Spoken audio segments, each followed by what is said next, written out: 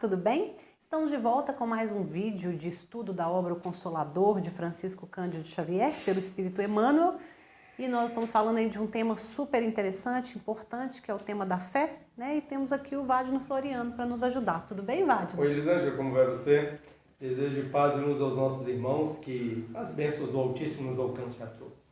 Que assim seja. Vamos começar, Wagner, com a pergunta 355, que diz assim: será fé acreditar sem raciocínio? Será fé acreditar sem raciocínio? Elisângela, ao longo da história da humanidade, nós vamos aqui contar um rápido caso, né? Ao longo da história da humanidade, o homem usou a religião, os homens usaram a religião como fator de poder, como fator de ascensão, de força, de poder, de autoridade em cima das grandes populações. E a questão da fé foi um dos fatores utilizados, não é? Onde as questões dogmáticas foram impostas e as pessoas tinham que seguir aquilo sobre o risco de sofrer sanções, tanto sanções religiosas quanto sanções políticas, não é? Quando a religião se associou à política. De alguma maneira, nós ainda sofremos resquícios daquilo lá. Tem mudado muito, graças a Deus, nos últimos 150 ou 200 anos. Mas sofremos muito a interferência do medo na nossa intimidade, da expectativa do céu, do inferno, do pecado, não é? São questões que ainda abalam bastante a nossa intimidade. E aí nós lançaríamos algumas perguntas, né? Pode você evoluir com a minha mente? Posso eu evoluir com a inteligência da minha mãe? Pode a minha mãe desenvolver a sua espiritualidade maior com os raciocínios da irmã dela? Não. Como é que nós vamos continuar seguindo alguma coisa que alguém nos falou? Só porque ele falou. Como nós vamos continuar seguindo homens falhos e limitados como nós mesmos somos? Nós continuamos acreditando em eu sempre pensar numa palavra para não sermos agressivos, né? Nós continuamos acreditando num pacote. Vamos usar a palavra melhor. Nós continuamos acreditando num pacote que nos entregaram, nos obrigaram a acreditar. Você faz isso, senão você vai para o inferno. Você faz aquilo, senão te acontece isso. Você faz o outro, senão te sumungo. Você faz isso, senão você não vai ser salvo. Você faz isso, porque senão Jesus não vai te olhar. Ora, não é?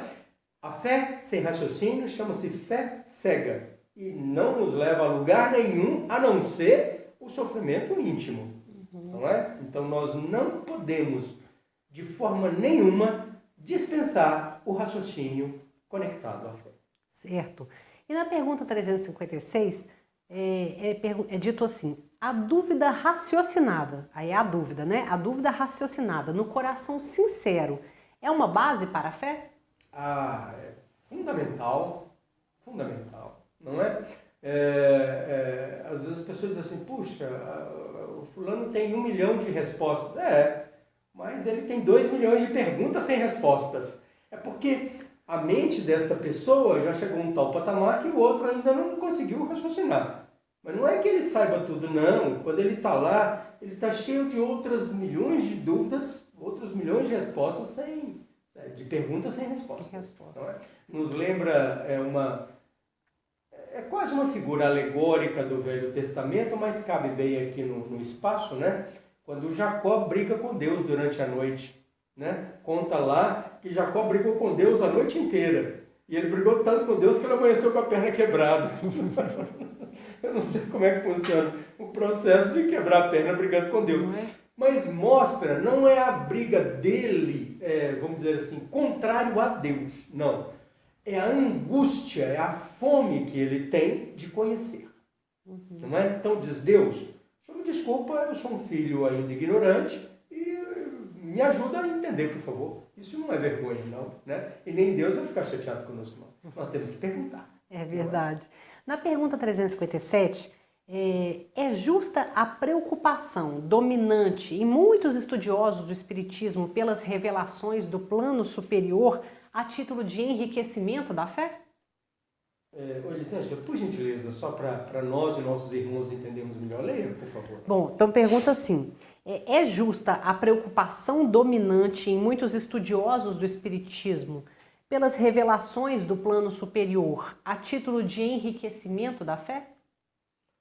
Veja bem, todo e qualquer esforço de ascendência espiritual que nós fizermos, ele é extremamente justo e correto, não é?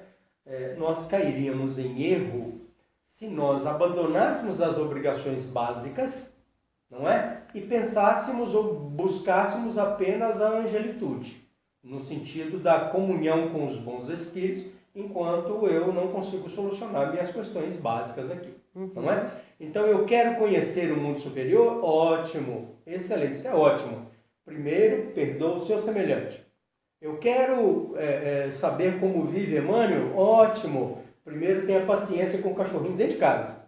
Mas o que tem o cachorrinho dentro de casa me perturbando?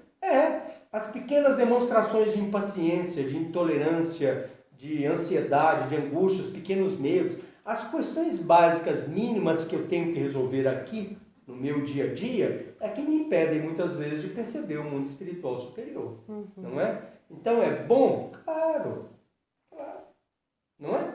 Mas nós gostaríamos muito de ter notícias dos mundos superiores, né? Ótimo. Nós aguentaríamos viver lá? Nós suportaríamos viver lá? Né? Será que a saudade não seria um impeditivo?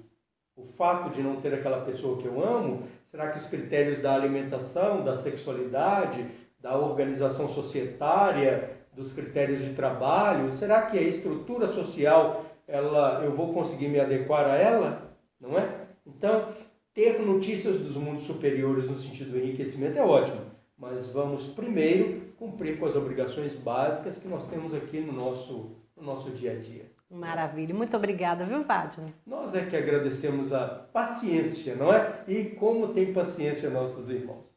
Muito obrigado. É isso mesmo. E agradecemos também a sua companhia. Vamos estar juntos aí em outras oportunidades, se Deus quiser. Muito obrigada e até lá.